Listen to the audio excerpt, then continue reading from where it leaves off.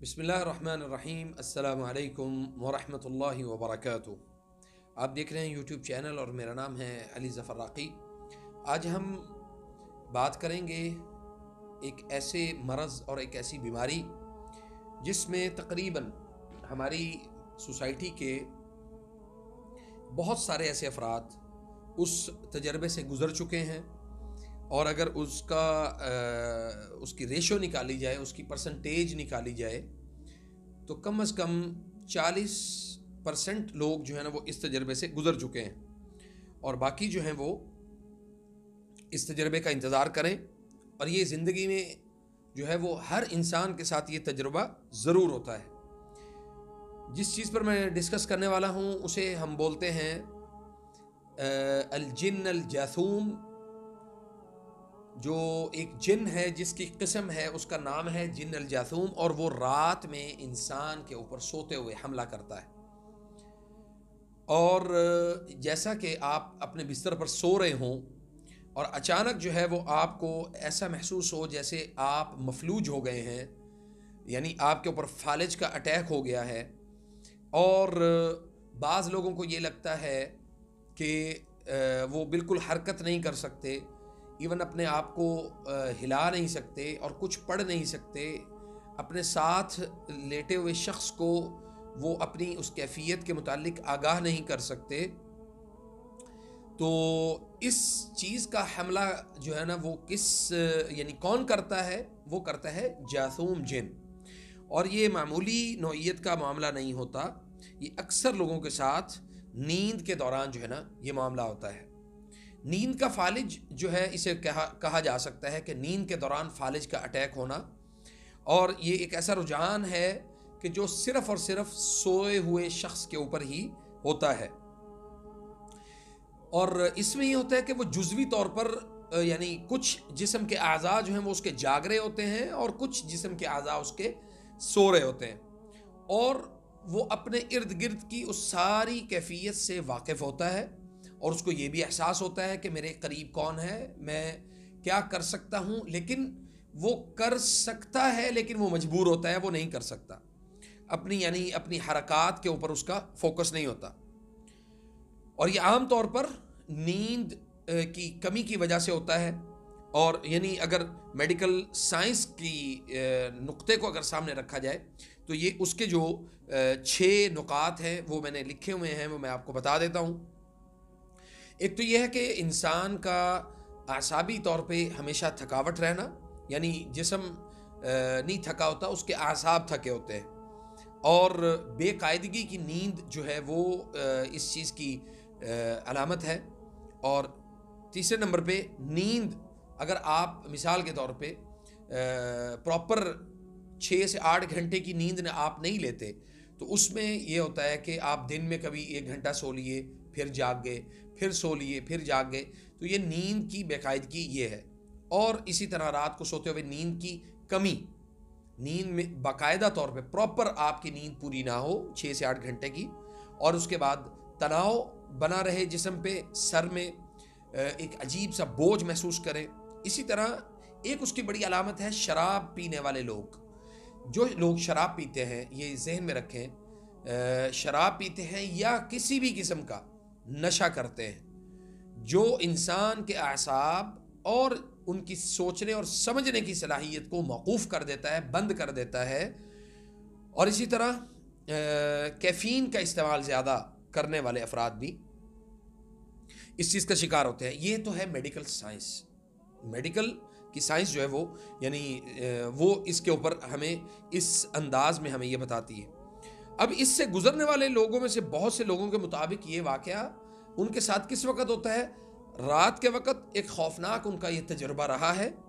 جیسا کہ انہوں نے کہانیوں میں اکثر سنا کہ جی میں سو رہا تھا تو اچانک میرے اوپر کوئی بہت بوجھ محسوس ہوا، اور مجھے لگا جیسے میرے جسم کے اوپر کوئی چڑیل ہے، کوئی بھوت ہے یا کوئی جن ہے۔ تو یہ تو ہے ساری کی ساری ایک جو ریسرچ ہے، تحقیق ہے، وہ یہ کہتی ہے۔ اب اس کے ساتھ پروفیسر فوسن ڈوماک، ترکی کی ایک یونیورسٹی کے اس کا شعبہ ہے ہیلتھ اینڈ سائنسز، اس کے ایک پروفیسر ہیں، انہوں نے یہ کہا انہوں نے اس کے اوپر بڑی تحقیق کی اور تحقیق کے بعد انہوں نے اس کو اپنا ایک پورا مقالہ لکھا اور اس میں انہوں نے کہا کہ یہ جو اصل جو چیز ہے وہ انسان کے جو یعنی جو اللہ تعالیٰ نے اسے زندہ رہنے کے جو اصول اور ضوابط بتائے ہیں. اور یہ بھی آپ کو بتا دوں کہ پروفیسر فوسن ڈوماک جو ہیں یہ بعد میں مسلمان، پہلے عیسائی تھے، بعد میں یہ مسلمان ہو گئے، اور انہوں نے اس کے اوپر پوری ریسرچ کی اور انہوں نے کہا کہ اگر وہ اسباب، وہ چیزیں جو نبی صلی اللہ علیہ وسلم نے ہمیں بتائی ہیں، ہم نے ان کو اختیار نہیں کیا، اور ان چیزوں کے اختیار کرنے میں جو ہمارے لیے خیر تھی اس خیر کو ہم نے سمجھنے میں تاخیر کی، تو یہ یاد رکھیں کہ جاثوم جن جو ہے یہ انسان کے جسم کے اوپر مسلط ہو جاتا ہے اور وہ اس کو نہیں چھوڑتا. بعض جسموں کی اس جاثوم جن کو عادت ہو جاتی ہے کہ وہ باقاعدہ پراپر جو ہے وہ ایسے افراد، ایسے لوگوں کے اوپر مسلط رہتا ہے جو بہت زیادہ سوچتے ہیں، بہت زیادہ اوور تھنکنگ کرتے ہیں، بہت زیادہ اپنے آپ کو ان چیزوں میں مبتلا رکھتے ہیں کہ جس میں یعنی ان کی اللہ اور اللہ کے رسول صلی اللہ علیہ وسلم کے احکامات کے اوپر جو ہے وہ عمل کرنے کی جو قوت ہے وہ کم ہو جاتی ہے، اور وہ اپنی زندگی کے بہت سارے فیصلوں کو وہ اپنی ذات تک محدود کر لیتے ہیں کہ جی جو میں نے سوچا ہے، جو میں نے کہا ہے، جو میری بات ہے وہ زیادہ قابل قبول ہونی چاہیے سوسائٹی میں، نہ کہ میں کسی اور کی بات کو قبول کروں. یعنی وہ اپنے آپ کو جو ہے نا وہ حرف آخر سمجھنا شروع کرتے ہیں،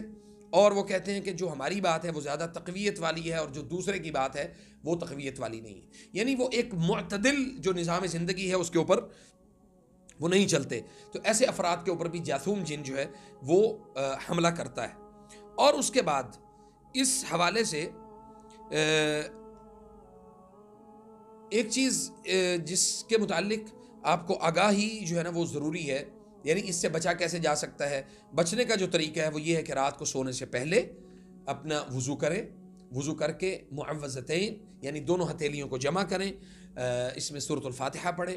اور اسی طرح آیت الکرسی کی تلاوت کریں،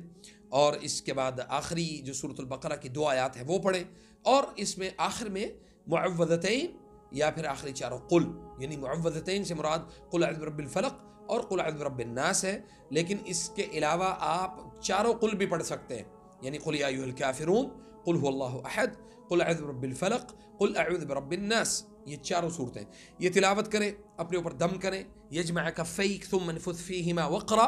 دونوں ہتھیلیوں کو جمع کریں، اس میں پہلے 3 دفعہ اس میں تھوکیں، پھر اس کے بعد پورے جسم پہ، یعنی یہ تلاوت کرنے کے بعد پورے جسم پہ اس کو مس کر لیں. جاثوم جن جو ہے وہ انسان کی قوت فیصلہ کو کیسے کمزور کرتا ہے، یہ بڑا اہم سوال ہے. اس حوالے سے